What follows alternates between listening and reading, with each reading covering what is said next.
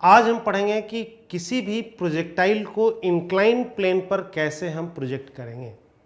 इसके बारे में फिर वही चीज़ सब कुछ हम निकालेंगे, range, height, time of flight, maximum range का कंडीशन, ये सारी चीज़ें हम देखेंगे इंक्लाइन प्लेन पर। तो देखिए, हमने मान लिया कि एक बॉडी को प्रोजेक्ट किया गया इंक्लाइन प्लेन पर।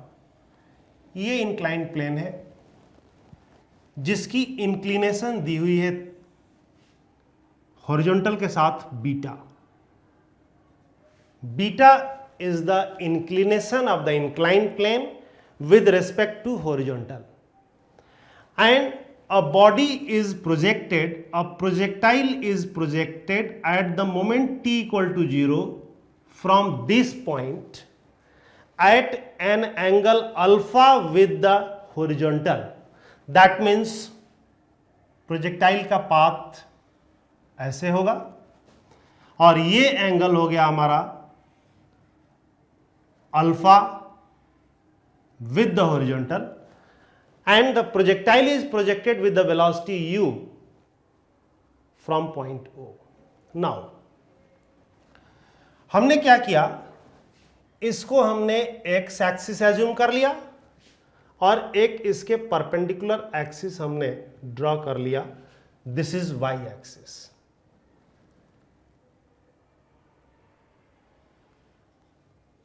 This is y axis, this is x axis. अब देखिए, जिस मोमेंट पर प्रोजेक्टाइल इस जगह पहुंच गया होगा अपने मैक्सिमम हाइट पर, इस मोमेंट पर इस प्रोजेक्टाइल की इस एक्सिस के रिलेटिव वर्टिकल वेलोसिटी 0 हो जाएगी। अब अगर हम बात करें कि किसी टाइम t पर अगर प्रोजेक्टाइल किसी पॉइंट P पर पहुंच गया है, ये पॉइंट P है जिसका कोऑर्डिनेट एक्स वाई है इस फ्रेम का रिलेटिव, जो हमारा एक्सिस है इसके रिलेटिव, और उस मोमेंट पर पॉइंट ऑफ प्रोजेक्शन के रिलेटिव पोजीशन वेक्टर r है।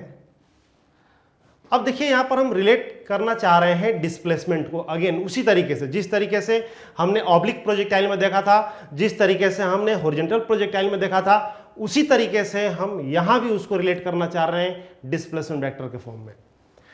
यहां पर gravitational field, that means acceleration due to gravity का कंपोनेंट आएगा। यहां पर एक्सीलरेशन ड्यू टू ग्रेविटी का डायरेक्शन ये है, बट इसके दो कंपोनेंट बनेंगे। देखिए, ये एंगल 90 डिग्री, ये एंगल बीटा, तो ये हो जाएगा 90 माइनस बीटा। क्लियर? ये यहां पर 90 है, ये 90 माइनस बीटा, तो ये एंगल कितना हो जाएगा? बीटा।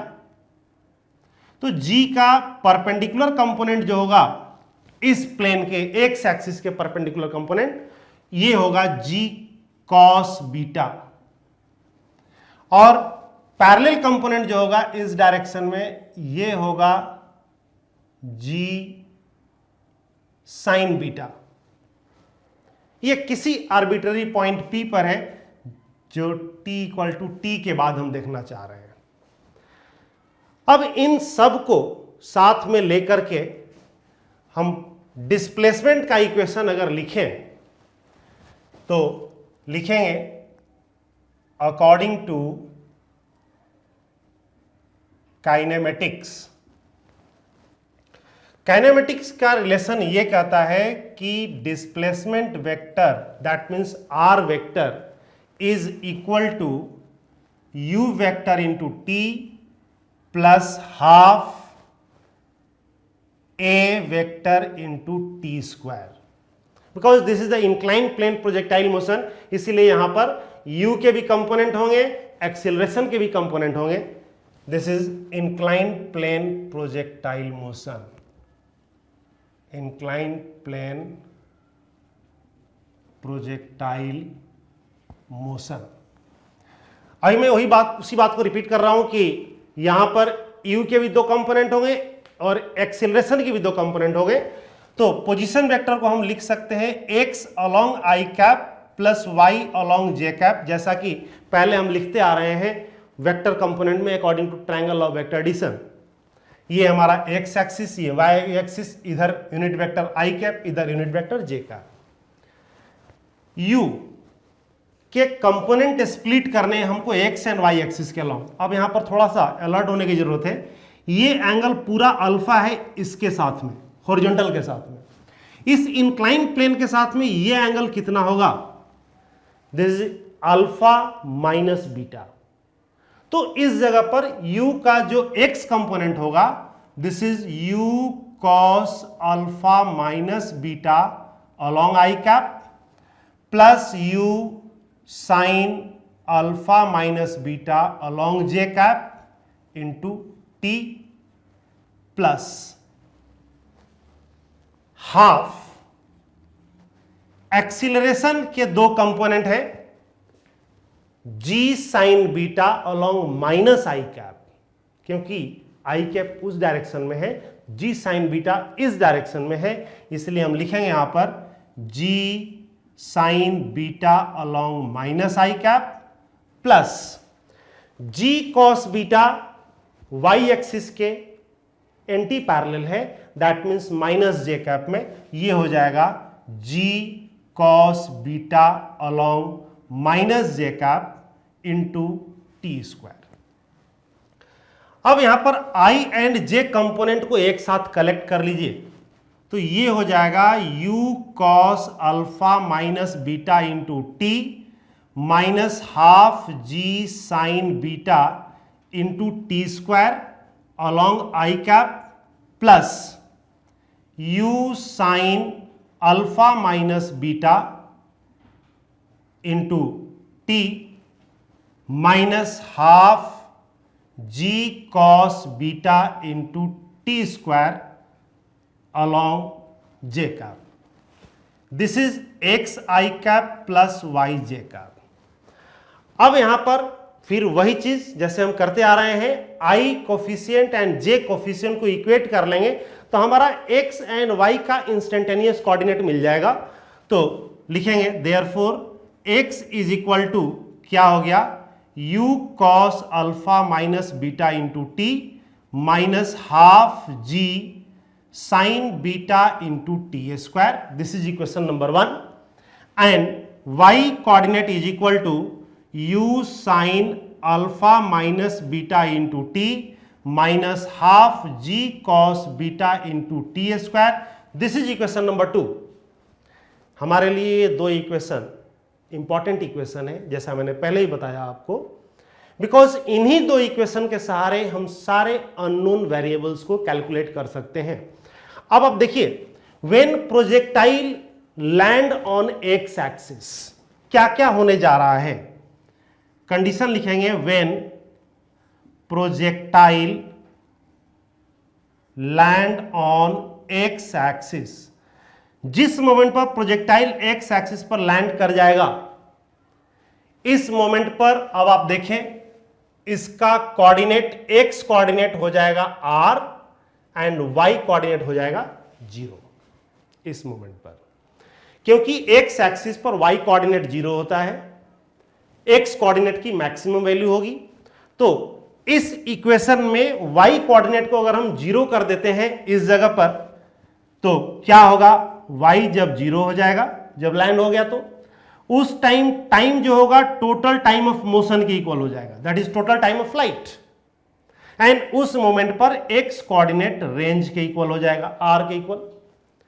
अब देखिए, हम यहां पर y की वैल्यू 0 पुट करते ही टाइम की वैल्यू निकाल सकते हैं इस इक्वेशन से। तो लिखेंगे फ्रॉम इक्वेशन सेकेंड क्या हो गया, अगर t कॉमन ले लेंगे तो ये हो जाएगा u sine alpha minus beta minus half g cos beta into t equal to 0। इसमें या तो ये t 0 होगा, जो पॉसिबल ही नहीं है, क्योंकि टाइम ऑफ फ्लाइट 0 हो नहीं सकता, बिकॉज t की वैल्यू 0 का मतलब ये हो गया कि बॉडी अभी प्रोजेक्ट करी नहीं गई है। इसका मतलब हो गया कि ये पोर्शन 0 होगा। This implies u sine alpha minus beta is equal to half g cos beta into t. So t is equal to हो गया 2u sine alpha minus beta by g cos beta. This is the expression for time of flight और total time of motion. अगर हम कहें कि in absence of air drag total time of motion equal to time of ascent plus time of descend, and in absence of air drag time of ascent is equal to time of descend, then क्या हो जाएगा यहां पर ascending time equal to descending time equal to total time of motion का half कर देंगे तो ये इक्वेशन आ जाएगा हमारा u sine alpha minus beta by g cos beta. अब देखिए एक इंटरेस्टिंग रिजल्ट, हमारे पास टोटल टाइम ऑफ मोशन मिल गया, असेंडिंग टाइम मिल गया, डिसेंडिंग टाइम मिल गया। अगर इस टोटल टाइम ऑफ मोशन को हम इक्वेशन 1 के अंदर पुट कर दें तो x कोऑर्डिनेट क्या हो जाएगा, रेंज की इक्वल हो जाएगा, क्योंकि जैसे जैसे टाइम बढ़ते बढ़ते टाइम ऑफ फ्लाइट की इक्वल हो जाएगा, x कोऑर्डिनेट बढ़ते बढ़ते रेंज की इक्वल हो जाएगा। तो इस टाइम ऑफ फ्लाइट की वैल्यू इक्वेशन 1 में डालने के बाद और अगर आप सॉल्व करेंगे you get the result of range, जो हम अभी कैलकुलेट करेंगे। नाउ हमारे पास टाइम ऑफ फ्लाइट मिल गया 2u sine alpha minus beta by g cos beta. This is the time of flight of projectile. हमें रेंज निकालना है, मैंने अभी बताया था कि उसको इक्वेशन नंबर 1 में डाल देंगे, वहां से भी रेंज निकाल सकते हैं, बट अभी मैं दूसरा एक टेक्निक बता रहा हूं रेंज निकालने की आपको। अगर इस पॉइंट से हम इस पर परपेंडिकुलर ड्रॉ कर दें, इस एक्सिस पर, हॉरिजॉन्टल एक्सिस के ऊपर, तो इस डिस्टेंस को यहां पर हम मान लेते हैं कोई पॉइंट, ये Q मान लेते हैं, ये M मान लेते हैं। तो OM को क्या लिख सकते हैं, from figure OM is equal to distance equal to horizontal component of velocity, this is equal to U cos alpha into time. कितने टाइम में हॉरिजॉन्टल कंपोनेंट मिलेगा, तो t टाइम के बाद मिलेगा, क्योंकि t टाइम में प्रोजेक्टाइल यहां लैंड कर जाएगा, उसी टाइम पर इसका कंपोनेंट आएगा OM। This is equal to U cos alpha into क्या, t। हॉरिजॉन्टल डायरेक्शन में कोई भी एक्सेलरेशन नहीं है, इसलिए हाफ AT स्क्वायर का टर्म 0 हो गया। नाउ अगर यहां पर U cos अल्फा और t की वैल्यू हम पुट कर दें 2u sine alpha minus beta divided by g cos beta, this is OM। ये डिस्टेंस हम मिल गया, हमें R चाहिए। यहां पर ट्रिगोनोमेट्री हमें हेल्प करेगा ट्रायंगल के अंदर। अगर हम लिखें cos beta equal to OM divided by OQ, तो लिखेंगे from figure again cos beta is equal to OM divided by R, क्योंकि OQ को हम R लिखे हैं यहां पर, तो इस जगह पर R हो जाएगा कितना, OM बाई cos बीटा। तो सीधा हम लिखें 2u square sine alpha minus beta into cos alpha divided by g cos square beta. अब देखिए यहां पर एक ट्रिगोनोमेट्रिक आइडेंटिटी के फॉर्म में आ गया ये साइन A इंटू कॉस बी। इसका फॉर्मूला होता है sine A plus B plus sine A minus B. This is the formula of identity of 2 sine A into sine B. यहां से अगर हम लिखें इसको तो u square by g cos square beta को बाहर कर लें और 2 sine A into sine B को लिखें तो लिखेंगे sine A plus B, that means sign 2 alpha minus beta, plus sine A minus B करेंगे तो अल्फा से अल्फा कैंसिल हो गया, साइन माइनस बीटा बच जाएगा, तो यहां पर साइन बच गया माइनस बीटा। हमें पता है कि sine minus theta equal to minus sine theta होता है, तो इस जगह पर हम लिखेंगे u square by g cos square beta into sine 2 alpha minus beta minus sine beta. This is the formula for range of the projectile on inclined plane. अब इसी रेंज को मैक्सिमम करना है हमें। किस कंडीशन में ये रेंज मैक्सिमम होगा?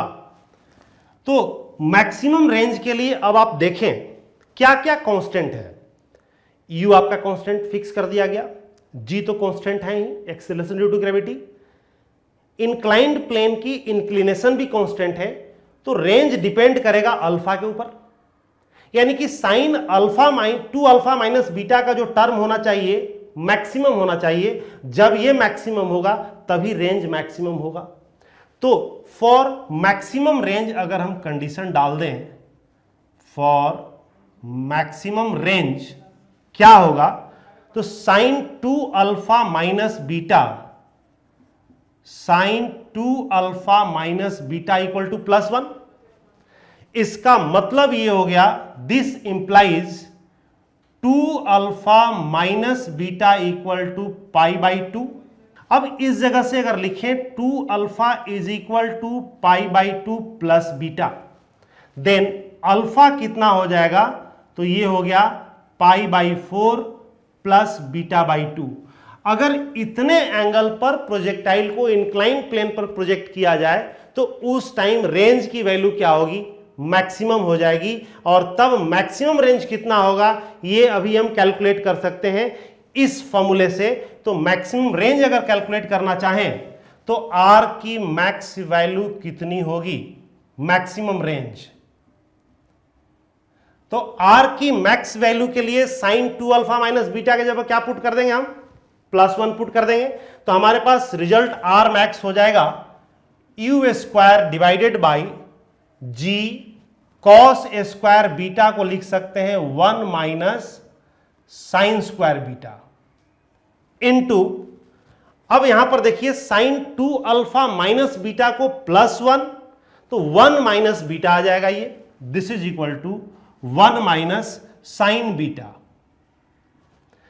अब देखो डिनोमिनेटर में A square minus B square पर इसको स्प्लिट कर देंगे तो A plus B into A minus B के फॉर्म में आएगा ये।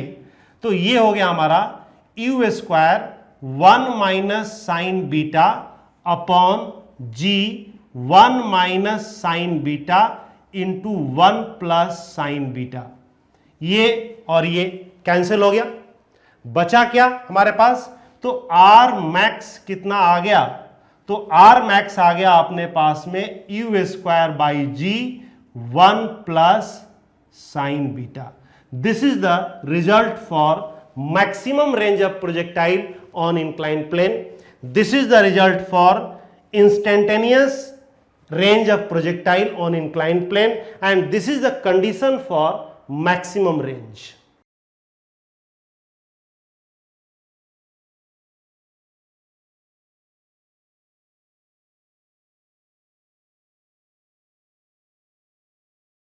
नाउ हमें यहां बताना है कि प्रोजेक्टाइल की मैक्सिमम हाइट कितनी हुई।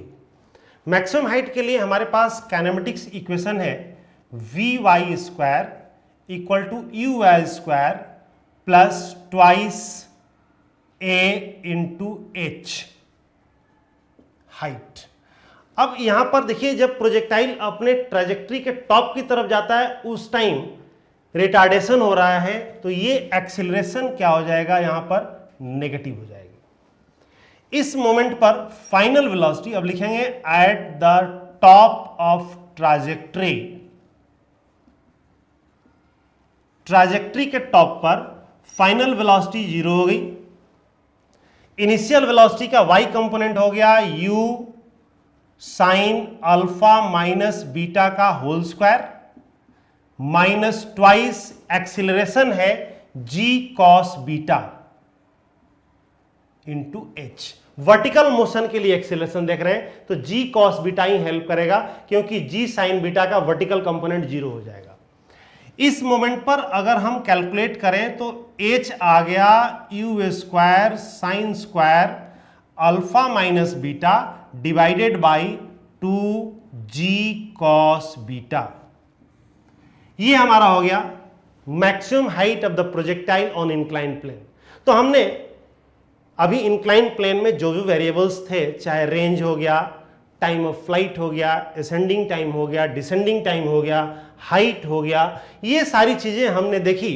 अब इस पर एक बेस्ड न्यूमेरिकल देखते हैं कि न्यूमेरिकल कैसे सॉल्व किया जाता है। नाउ एक न्यूमेरिकल देखें, इंक्लाइंड प्लेन के प्रोजेक्टाइल को न्यूमेरिकल को कैसे सॉल्व किया जाता है। न्यूमेरिकल है कि एक प्रोजेक्टाइल को प्रोजेक्ट किया गया इंक्लाइंड प्लेन पर, इंक्लाइंड प्लेन की इंक्लिनेशन 30 डिग्री दी हुई है हॉरिजॉन्टल के साथ में, एंड प्रोजेक्टाइल को प्रोजेक्ट किया गया with the velocity of 15√3 metre पर सेकेंड की स्पीड से at an angle of 60 degree with the horizontal. बताना है इस प्रोजेक्टाइल का टाइम ऑफ फ्लाइट क्या होगा इंक्लाइंड प्लेन पर। तो देखिए सॉल्व कैसे करते हैं न्यूमेरिकल को। सबसे पहले अगर एक रफ स्केच हम ड्रॉ कर लें कि ये इंक्लाइंड प्लेन है, हॉरिजॉन्टल के साथ एंगल दिया हुआ है इसका 30 डिग्री, एंड प्रोजेक्टाइल को प्रोजेक्ट किया गया इस इंक्लाइंड प्लेन पर with the velocity of 15√3 metre पर second at an angle of 60 degree with the horizontal. ये हमारे पास में इंफॉर्मेशन दिया हुआ है। अगर इसको हम पॉइंट ऑफ प्रोजेक्शन मान लें तो हमारे लिए इंफॉर्मेशन क्या है, फॉर्मूला से कैसे रिलेट करते हैं, वो ध्यान देने वाली चीज यहां पर है। वेलोसिटी ऑफ प्रोजेक्शन दिया हुआ है गिवन 15√3 मीटर पर सेकेंड, अल्फा दिया हुआ है 60 डिग्री, बीटा दिया हुआ है 30 degree, and take g is equal to 10 metre पर सेकेंड स्क्वायर। अगेन अगर यहां पर अभी आप देखें तो इधर g एक्ट कर रहा है, ये एंगल 90, ये 60, ये 90, ये भी 60, तो ये कितना हो गया 30। g का ये कंपोनेंट हो गया g cos 30, g का इधर कंपोनेंट कितना हो जाएगा g sin 30। हम सिर्फ फॉर्मूला से कैलकुलेट कर सकते हैं, टाइम ऑफ फ्लाइट हमें कैलकुलेट करना है। जो चीज भी आपको कैलकुलेट करना हो उसका फॉर्मूला यूज करो, अदरवाइज अगर फॉर्मूले सॉल्व नहीं हो रहा है तो थोड़ा सा कॉन्सेप्ट यहां पर जी का ही कॉन्सेप्ट लेना है, जी के कंपोनेंट्स को देखने हैं, बाकी सब चीज़ तो वही है जो आप प्रोजेक्टाइल ऑब्लिक पढ़े हैं, उसी का एप्लीकेशन है एक तरीके से। अगर हम यहाँ पर टाइम ऑफ फ्लाइट का फॉर्मूला लगाते हैं, अभी हमने देखा टाइम ऑफ फ्लाइट होता है 2u sine alpha minus beta divided by g cos beta. Solve करें यहाँ पर तो ये हो जाएगा 2, u की वैल्यू कितनी है 15√3 इंटू साइन 60 माइनस 30, साइन 30 हो गया, एंड साइन 30 होता है 1/2 अपॉन g हो गया 10, कॉस बीटा, बीटा की वैल्यू कितनी है 30, कॉस 30 हो गया √3/2, तो ये 2 ऊपर चला गया, 2 से 2 कैंसिल हो गया, √3 से √3 कैंसिल हो गया, ये हो जाएगा 30/10, this is equal to 3 second. That means total time of flight हो गया यहां पर 3 सेकेंड। आपसे पूछा क्या गया था कि इस सिचुएशन के अंदर प्रोजेक्टाइल का टाइम ऑफ फ्लाइट क्या होगा, तो कभी भी सिचुएशन को पढ़ें, सिचुएशन पढ़ने के बाद में उसका एक रफ स्केच ड्रॉ करें, रफ स्केच ड्रॉ करने के बाद में गिवन डेटा को आप लिखें, क्या क्या गिवन है एंड क्या फाइंड करना है आपको। फाइंड करने वाली सिचुएशन में आप थोड़ा सा थिंक कर सकते हैं कि उसको फाइंड करने के लिए हम क्या अप्लाई करें, देन एप्लीकेशन में प्रोसेस करना है कि किस तरीके से अननोन डेटा फाइंड किया जाता है। तो आपने देखा इस तरीके से टाइम ऑफ फ्लाइट हमारा कितना आ गया, 3 सेकेंड।